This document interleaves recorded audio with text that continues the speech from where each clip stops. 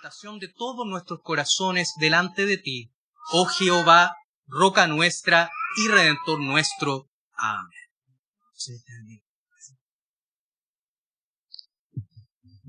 Hermanos, que el Señor les bendiga. Les saludo a todos en el amor del Señor. Estoy con mucha gratitud en el corazón por poder estar delante de ustedes nuevamente. Siempre es un gran privilegio poder servir a ustedes en la exhortación de la palabra del Señor. Y ya hemos sido introducidos por nuestro hermano Diego la semana pasada en una nueva serie de sermones que habla sobre la mayordomía. El Señor algo quiere hacer con nosotros con respecto a nuestra manera de administrar y de mayordomiar, porque ya tuvimos una serie sobre mayordomía, una serie de sermones. También tuvimos un estudio en la escuela bíblica sobre la mayordomía, y nosotros como buenos presbiterianos no creemos que eso sea casualidad. Algo nos quiere decir el Señor. Así que tenemos que estar atentos a lo que el Señor nos quiere decir. Y tenemos que responder en obediencia a cómo el Señor nos quiere ir transformando mediante esta serie de sermones. Y lo primero que les quería contar, hermanos, es que desde que tengo memoria, mis papás trabajan muy responsablemente. Por eso cuando yo era pequeño me tenía que dejar con una tía que se llamaba Oriana, con mi tía Oriana. Ella me cuidaba a mí y a mi primo Elías. Así que crecí hasta los 7 años con un hermano postizo. ¿Ya? Como buenos hermanos peleábamos, jugábamos, íbamos a la escuela, a la iglesia y también veíamos películas. Una de esas películas que siempre repetíamos con mi primo era El Rey León. Una porque era buena y la otra era porque era una de las pocas que teníamos en VHS. Así que era muy buena la película, ¿cierto? Con 2 premios Oscar, con la música de grandes compositores, ¿cierto? Y la tremenda historia que tiene. Y su historia se trata sobre un pequeño león que se llama Simba, que está destinado a convertirse en rey. Su padre Mufasa le enseña que gobernar, que ser rey significa cuidar y servir. Pero el hermano del rey, que se llama Scar, es ambicioso y quiere usurpar el trono. Entonces mata a Mufasa, planifica matarlo y lo mata y convence al pequeño Simba de que fue su culpa. Entonces lo que hace Simba es huir del reino por la culpa y el miedo. Lejos de su hogar y de su identidad, Simba crece y se desarrolla con unos nuevos amigos cantando Hakuna Matata, viviendo sin preocupaciones, comiendo bichos, hasta que se encuentra con una amiga de la infancia, que se llama Nala, y con un mandril sabio que se llama Rafiki. Ellos le recuerdan quién es realmente. Ellos le recuerdan la enseñanza de su padre, y al recordar esta enseñanza, él se convence de que no puede seguir huyendo de su responsabilidad. Tiene que tomar su responsabilidad como hijo del rey. Entonces cuando llega y decide volver a las tierras del reino y enfrenta a Scar, a sus secuaces, libera al pueblo y asume el lugar que le correspondía como rey. Entonces la historia termina con la restauración del reino y el inicio del reino bajo el liderazgo del verdadero rey. La pregunta entonces es, ¿qué cambia en nosotros cuando entendemos quiénes somos realmente? ¿Qué cambia cuando entiendes quién eres realmente?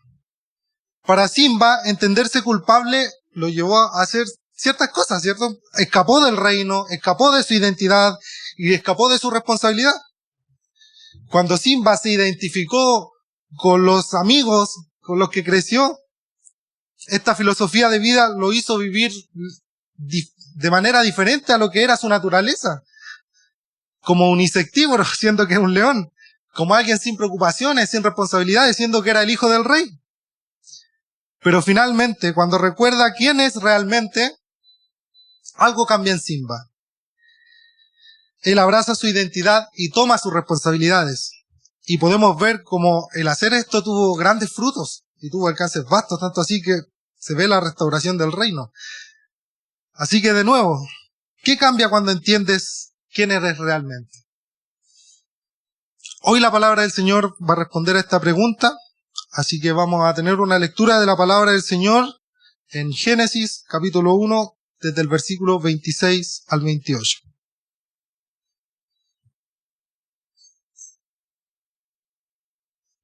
Está proyectado en la versión La Biblia de las Américas.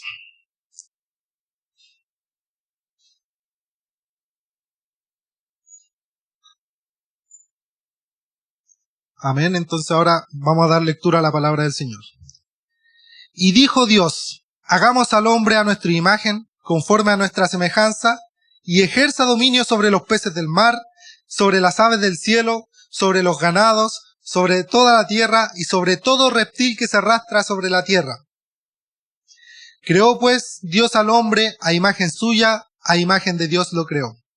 Varón y hembra los creó. Y los bendijo Dios y les dijo, sed fecundos y multiplicaos, y llenad la tierra y sojuzgadla. Ejerced dominio sobre los peces del mar, sobre las aves del cielo, y sobre todo ser viviente que se mueve sobre la tierra. Hermanos, esto es palabra del Señor. Estos versículos, hermanos, están en un contexto maravilloso. El autor de Génesis es Moisés, y Génesis es el primer libro de una clasificación de libros que nosotros le decimos Pentateuco. Pero para los judíos, la clasificación se titula Torá. Los mismos 5 libros se llaman la Torá. Y este término significa enseñanza o instrucción.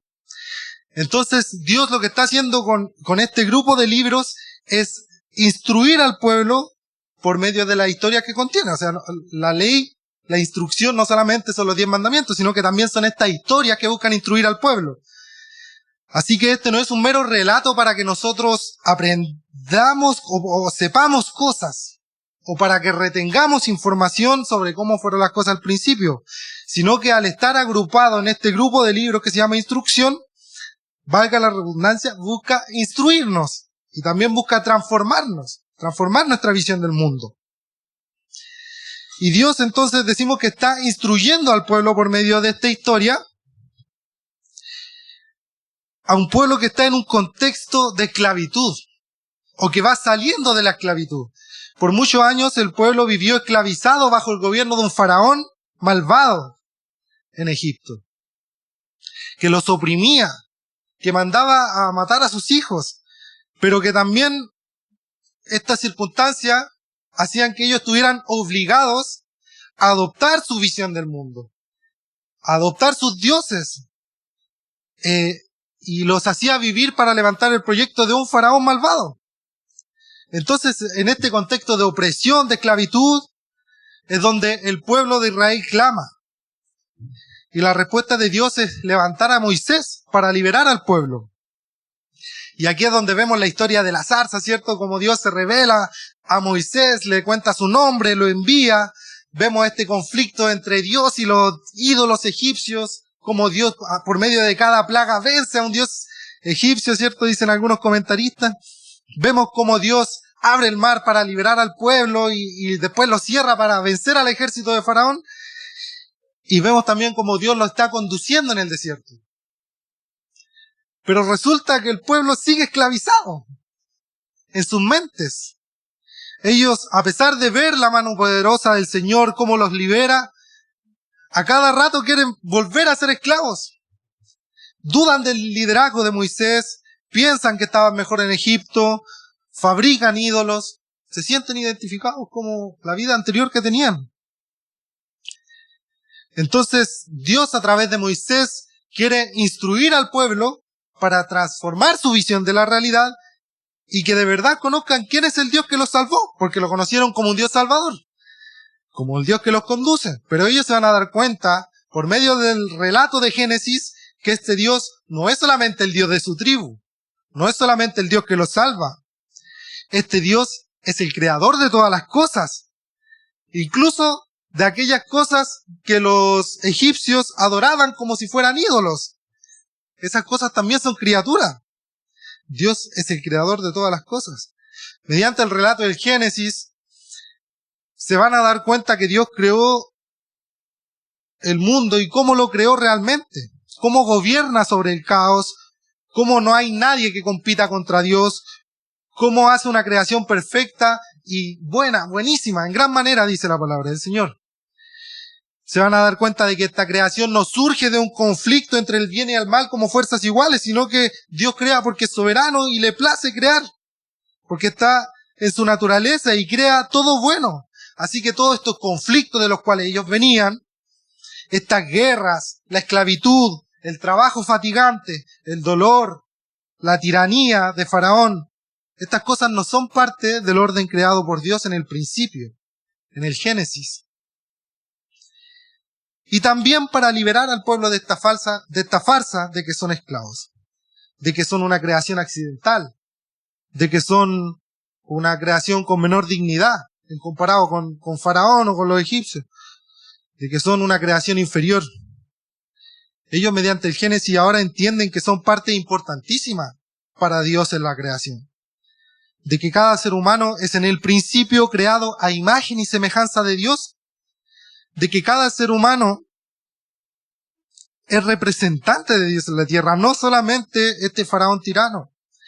En la cultura oriental era muy común que el rey fuera representante de Dios en la tierra, y Moisés está diciendo algo completamente escandaloso. Toda la humanidad en el principio ha sido llamada a señorear en la tierra y sobre los animales. No solamente una persona, no solamente este pésimo ejemplo que tenían por delante de ellos en su historia reciente. Entonces, en estos versículos, nosotros estamos llegando al final de la primera sección de Génesis, donde Dios está creando por medio de su palabra, ¿cierto? Haciendo surgir las cosas, mandando a los animales a multiplicarse, y podemos ver que el autor hace un destacado énfasis cuando se va a empezar a referir a la creación de la humanidad. ¿Ya? El autor cambia el ritmo del relato, porque anteriormente venía diciendo, sea la luz, y era la luz, hay expansión, hay alumbreras, pero ahora el autor dice que Dios dijo, hagamos al hombre. O sea, hay una intención de destacar esta parte de la creación. Con eso nos quiere decir que prestemos atención a esta parte de la creación, porque ya estamos llegando al clímax. Y también nos dice que la creación de la humanidad es una decisión soberana de Dios. Como le decía, no era un accidente, ¿cierto?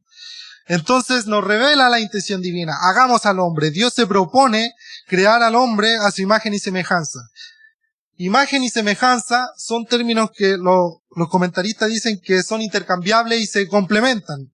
Como imagen es un poco ambiguo en la Biblia y se usa para muchos tipos de imágenes, para ídolos, para los reyes como representantes de sus deidades. Entonces el término semejanza acompaña imagen para aclarar un poco el término y a qué tipo de imagen se refiere. Entonces, estos dos términos juntos nos sugieren que la humanidad está creada como una copia, o bajo el modelo, o bajo el patrón de la sombra, o apariencia de Dios. ¿En qué sentido? En el que comparte algunos rasgos. Obviamente, a una escala completamente diferente, porque estos mismos términos recalcan que somos una imagen y semejanza, o sea, precisamente no somos Dios. Hay una escala diferencial, ¿cierto? ¿Y cuál es el principal énfasis del texto aquí al decir imagen y semejanza? Yo he escuchado hablar de dignidad, ¿cierto? De raciocinio, de la capacidad de tomar decisiones, de las emociones, ¿cierto? He oído que aquí se abre mucho el abanico para empezar a reflexionar sobre muchos temas que nos distinguen del resto de las criaturas, del resto de la creación. Porque somos los únicos sobre los cuales se dice que somos creados a imagen y semejanza de Dios. Entonces, ¿qué es ser creado a imagen y semejanza de Dios? Y aquí el autor, como les decía adelante, hace una declaración, está queriendo hacer una declaración escandalosa para ese contexto y también para el nuestro. La mayoría de los comentaristas están de acuerdo en que esto significa que el ser humano es un representante, o incluso dicen un virrey de Dios en la tierra. Un representante, un mayordomo, un virrey de Dios en la tierra. Y esto es tremendo en esta cultura, porque sí era común en la visión oriental que los reyes eran vistos como imagen de Dios, como prácticamente como dioses en la tierra Faraón, en el caso de Faraón. Pero aquí está diciendo el autor que no solamente el rey, no solamente Faraón era imagen de Dios, sino que todo hombre y mujer fue creado a imagen de Dios y es su representante en la tierra. Y sigue aclarando el texto mismo, cuando nos dice que ejerza dominio sobre la tierra y los animales. Esto es una tarea que en ese contexto era una tarea real. Entonces sigue reafirmando este punto de que imagen y semejanza de Dios significa que fuimos creados como mayordomos, como virreyes, para señorear la tierra. Pero aquí el alcance que hacen los comentaristas es que sí, se le da señorío, pero el único rey soberano es Dios, porque la humanidad es un representante de Dios en una esfera limitada. Podemos ver que aquí no menciona que señoree sobre toda la creación. Sobre los cielos gobierna, el día y la noche gobierna el sol y la luna, y Dios es el único soberano sobre todas las cosas. Entonces a nosotros se nos da el señorío solamente sobre la tierra, sobre sus animales, es decir, sobre nuestro hogar, por decirlo de alguna manera.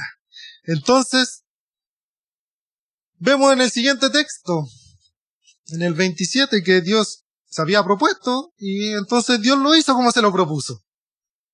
Dios decreta, y solamente Él puede crear con su palabra, así que aquí cambia del hagamos a creó Dios, al individuo, a la unidad. El Señor solamente crea, solamente Él con su palabra poderosa. El autor nos dice entonces que creó pues Dios al hombre a su imagen, a imagen de Dios lo creó, varón y hembra lo creó. Pero aquí hay un cambio con la frase anterior. Porque en la frase anterior dice que lo iba a crear y que iba a ejercer dominio, pero ahora entre la creación y el dominio hay una bendición. Dios pronuncia unas palabras de bendición para la humanidad. Dice, y Dios los bendijo y les dijo, sed fecundos, multiplicaos y llenad la tierra y sojuzgadla. Así que aquí les da el amén para existir. Les da la plena bendición para que ellos existieran, pero también los capacita con las palabras de fecundidad y de multiplicarse. Nos da a entender que esto no es solamente un mandato, sino que esta parte también es parte de la bendición de Dios. Los está mandando a unirse, ¿cierto? A relacionarse. Recordemos que estas palabras están en un contexto en el que Dios está creando. Dios está haciendo que las cosas surjan. Dios está decretando que las plantas crezcan. Y el Señor acá lo está bendiciendo también a la humanidad y mandándoles a ser abundantemente fructíferos, pero también bendiciéndolos con estas palabras, también bendiciéndolos para que sean abundantemente fructíferos. Y así para que llenando la tierra puedan, ahí sí, sojuzgarla, o sea, someterla y también señorear sobre toda esta esfera que el Señor puso bajo el señorío del ser humano. Entonces, después de esta bendición, después de esta capacitación, después de esta promesa divina, ellos pueden ahí señorear y ejercer dominio sobre la tierra y sobre los animales como el Señor los manda. Así que, eso con respecto al texto, el hombre y la mujer como virreyes. ¿Qué le parece? Es tremendo, a mí me daba hasta cosa decirlo porque uno suele creerse muy bacán. Entonces, por eso es mejor decir, como Sanso, es mejor que me gusta este término de mayordomía, ¿cierto? Dios pone a cargo de nosotros para que nosotros administremos, para señorear esta esfera con una autoridad que es delegada por Dios. ¿Ya?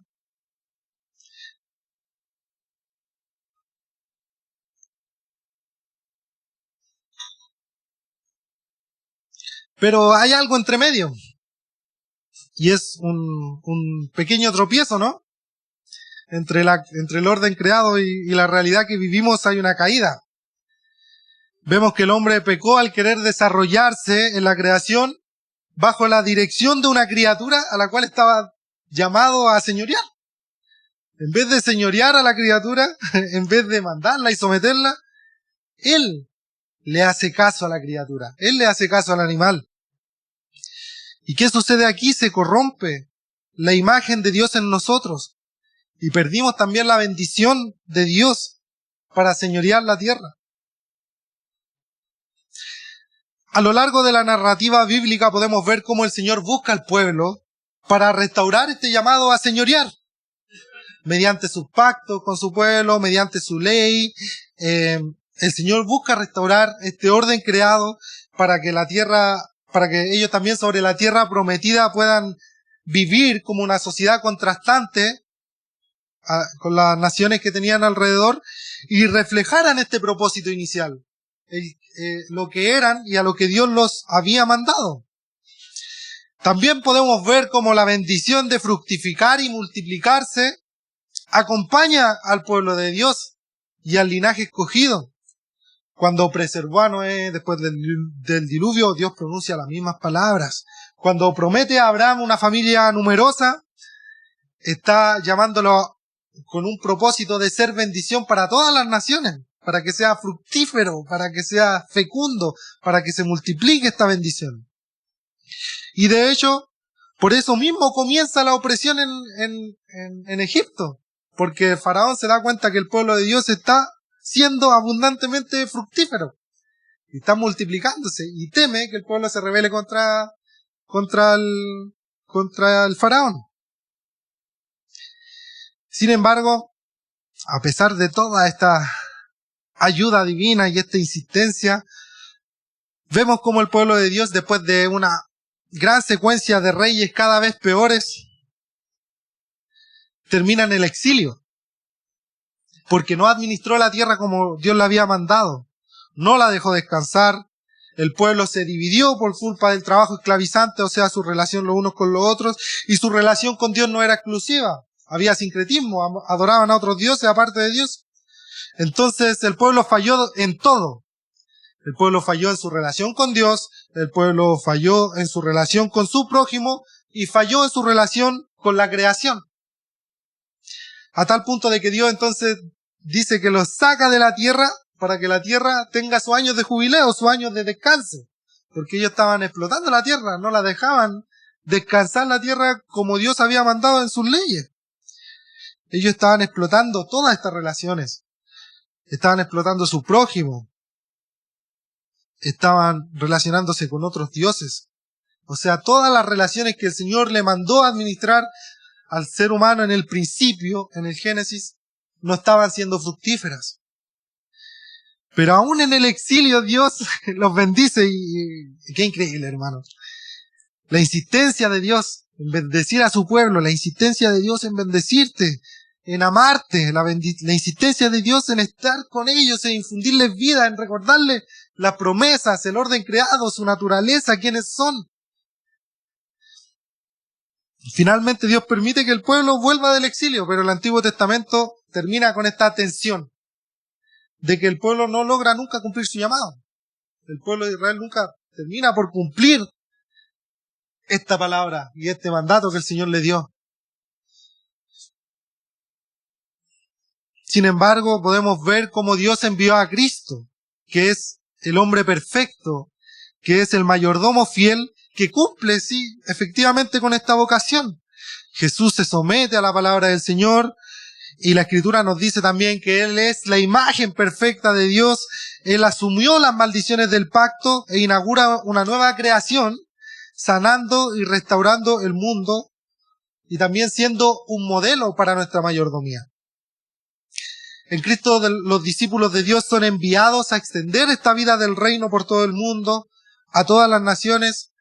Vemos como ahora sí que son fecundos en Cristo, ahora sí que se multiplican, como este evangelio del reino se expande por todo el mundo conocido en ellos, pero ellos no solamente llevan un mensaje, sino que llevan una vida transformada, o sea, por el poder del Espíritu Santo, ahora ellos se pueden relacionar con Dios como Dios había mandado. Ellos pueden cultivar relaciones con su prójimo, relacionarse con su prójimo como Dios manda, y también relacionarse con la tierra, con las criaturas que fueron puestos bajo su señorío. mediante el poder del Espíritu Santo. Entonces Cristo viene a restaurar esta vocación con todos aquellos que confían en Él, con todos aquellos que tienen fe en Él y con todos aquellos que entregan su fidelidad a Cristo. La palabra dice que en Cristo somos nuevas criaturas. El Espíritu Santo nos va transformando día a día a la imagen de Cristo. Por Cristo haber recibido la maldición, nosotros hemos vuelto a ser benditos por Dios. Y también nos dice esta declaración que ya confirma en la historia de la redención esta naturaleza con la cual Dios nos creó. Dice que gobernaremos sobre la tierra. Gobernaremos en la Nueva Jerusalén, en el nuevo reino. Pero, hermanos, esta historia, esta reflexión, estas palabras del Señor, ¿qué nos quieren decir hoy día? ¿Qué nos quiere decir el Señor por medio de este texto? ¿Qué quiere decirle a la séptima, al Espíritu Santo, por medio de estas palabras? El Espíritu Santo te quiere recordar que somos creados a imagen de Dios, que somos sus administradores y que nos bendice aún en este mundo caído.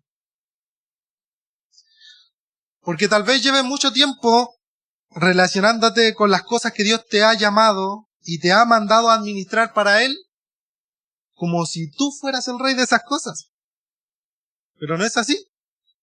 Tú eres solamente un mayordomo.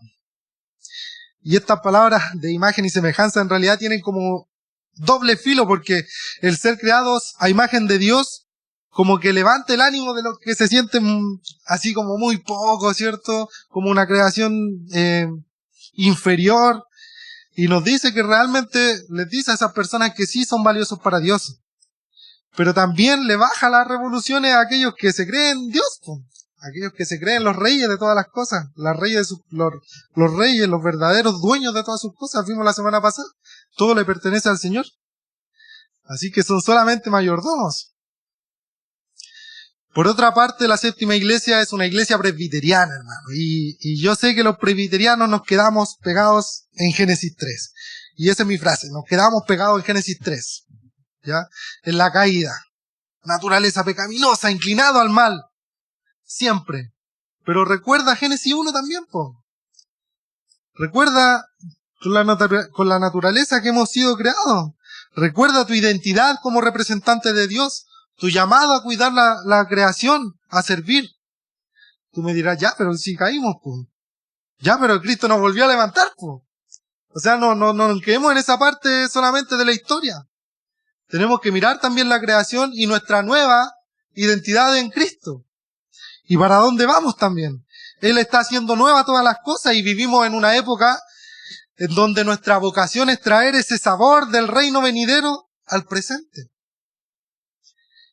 Y finalmente quizás lleves tiempo creyendo que el cristianismo es una religión que me vuelve mejor persona, que me hace ser una persona muy espiritual, que ora, que lee, que predica, que ora antes de comer y antes de acostarse y todo bien, todo eso es excelente, hermano, es una parte de nuestro llamado y es muy bueno que nosotros cultivemos una relación de comunión con Dios en todo tiempo, todos los días, es precioso esto.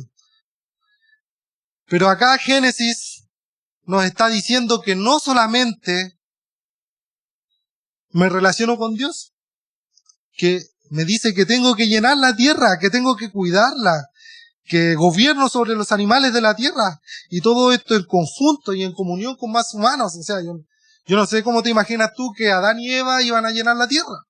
Entonces existe un mandato que es integral. No solamente algo espiritual, de orar, de leer la Biblia, también existe una acción.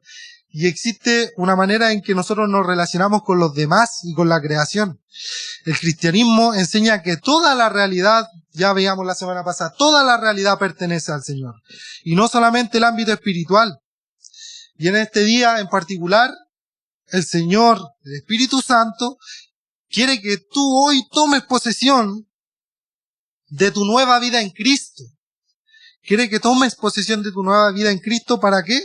Para poder ser un mayordomo fiel sobre todo lo que nos encargó, sobre todo lo que te encargó. También reconociendo que eres bendecido por Dios.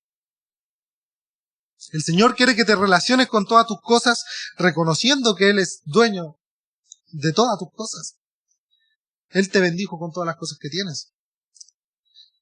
El Señor también quiere que mires a tus gobernantes y que respetándolos tengas una mirada crítica de sus agendas a la luz de la palabra. Porque ellos también son imagen de Dios. Esto lo hace tener que temer porque van a rendir cuentas ante el Señor. El Señor los ha puesto en ese lugar y ellos no son soberanos, son mayordomos igual que nosotros. Pero también nos hace un llamado a nosotros de hacernos cargo de las responsabilidades que Dios nos ha dado, de cuidar nuestras relaciones, de administrar nuestros recursos a la luz de la palabra del Señor para buscar la paz de este país, para buscar la paz en tu hogar, en tu pasaje, en tu barrio. Y también sentirse bienaventurados porque hemos sido bendecidos del Señor al poder escuchar este llamado y buscar servirle en todas las áreas de nuestra vida. Así que toma tu identidad en Cristo, que es el mayordomo fiel. Toma tu identidad en Cristo, que es el nuevo Adán, la nueva creación, la nueva humanidad. La palabra del Señor nos dice, el que está en Cristo cayó con Adán. Nos dice, de modo que si alguno está en Cristo, permanece en pecado. Dice que de modo que si alguno está en Cristo, nueva criatura es, las cosas viejas pasaron, y aquí son todas ellas nuevas. Y habla de todas las cosas. Y yo estoy de acuerdo contigo en que lo más hermoso es que Dios restauró nuestra relación con Dios, ¿cierto? Pero esa relación con Dios está siendo restaurada con vistas a relacionarnos los unos con los otros como Dios manda, a gobernar benevolentemente la creación como Dios manda, sin destruirla, sin explotarla. Es bueno aclarar ese punto. Los cristianos somos quienes tenemos más base para promover el cuidado de la tierra. Incluso la responsabilidad de cuidar también a los animales. Pero es que eso se preocupa en otras personas. No, pues. Génesis 1, 26, 28. Los cristianos son los que deberían preocuparse de eso. Quienes levantar la voz porque tienen base en su identidad incluso para preocuparse por él. El Señor los mandó a cuidar de esto. Reconoce que eres bendecido por Dios, estimada iglesia. No tienes que trabajar para recibir el alimento. Estas palabras están en un contexto en que Dios está proveyendo al ser humano todo lo que necesita para que él se pueda dedicar libremente, ¿cierto?, a llenar la tierra, a sojuzgarla y a ser abundantemente fructíferos. ¿Ya? Él cubre las necesidades de nosotros. Tenemos, yo diría, incluso mucho más de lo que necesitamos. Así que administrémoslo para la gloria de Dios. Y responda a este llamado. Sea un buen mayordomo. No acumulemos riquezas. Busquemos la paz. Busquemos el shalom de nuestra ciudad. Y de nuevo, el mensaje de salvación que nosotros llevamos cuando evangelizamos tiene que ir acompañado con una vida renovada por Dios, con una vida acorde al reino de Dios. O sea, una vida que escuchó este llamado y mediante el Espíritu Santo transformó su vida para ser buenos mayordomos de la tierra. Para ser buenos mayordomos de sus relaciones con su prójimo y para ser buenos mayordomos de su relación con Dios. Amén. Entonces, hermanos, ¿qué cambia cuando entiendes quién eres realmente? Hoy el Señor te ha dicho quién eres realmente. Dijo que te creó como virrey, o sea, como administrador, como mayordomo, y que te encargó parte de su creación. Pero caíste, pero que en Cristo te bendijo de nuevo para que tus esfuerzos sean fructíferos. Moisés, ¿qué hizo? Levantó esta escritura en el desierto para instruir al pueblo y para sacar a Egipto de los corazones del pueblo. Los reyes de Israel debían volver año a año, día a día, estas escrituras para no relajarse ante la comodidad y la prosperidad de habitar la tierra prometida.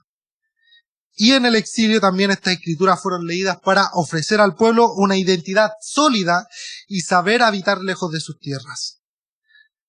Hoy esta escritura es levantada nuevamente delante del pueblo de Dios para exhortarlos a que vivan conforme a su nueva naturaleza en Cristo, para que cambien rotundamente todas las áreas de sus vidas y que respondan al llamado del Señor de ser mayordomos fieles. Amén.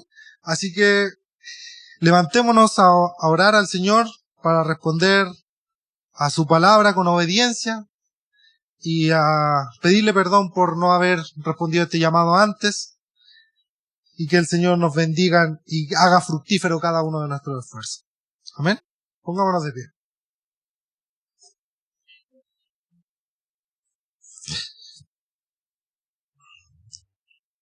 Padre Celestial, Rey Salvador y Creador de los cielos y la tierra, te queremos pedir perdón porque no hemos respondido a tu llamado. Hemos sido mayordomos infieles. Hemos vivido nuestra vida guiándonos por otras narrativas. Transfórmanos, Señor, mediante el poder de tu Espíritu Santo, para que podamos creer que tú estás con nosotros y que tú haces fructífero cada esfuerzo, cada sacrificio y cada débil obra que hacen estos débiles obreros en pos del reino venidero. Gracias por tu palabra, Señor. Gracias porque nos da una identidad y un propósito, y queremos nosotros cumplirlo con gozo. Todo esto te lo pedimos, Padre, en el nombre del Señor Jesucristo, el mayordomo fiel. Amén. Que el Señor les bendiga, hermanos.